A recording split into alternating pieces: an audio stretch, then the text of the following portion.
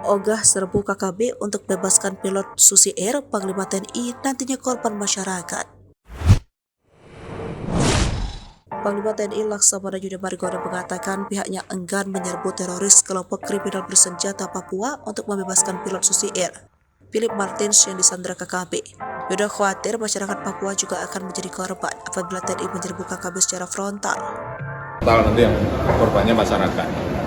Kasihan masyarakat kalau TNI maupun Polri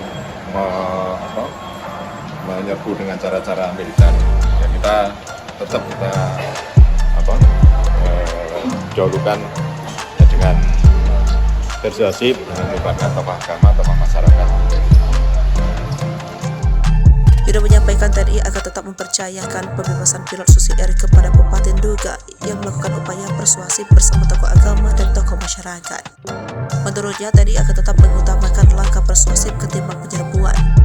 Hampir 2 bulan sudah pilot Susi Air Philip Martins 37 tahun disandra oleh KKB pimpinan Egyanus Kogoya di Papua 7 Februari 2023. Kelompok tersebut juga membakar pesawat Susi Air di lapangan terbang distrik Paro, Nduga, Papua Pegunungan. Sejak saat itu, tim gabungan TNI Polri terus berupaya melakukan pencarian untuk menyelamatkan Kapten Philip. Sejak penyanderaan, tim gabungan melakukan upaya pendekatan lunak atau soft approach yang melibatkan masyarakat adat setempat guna memulangkan Kapten Philip. Selain itu, pemerintah melakukan koordinasi dengan otoritas Selandia Baru terkait penyelamatan warga negaranya itu.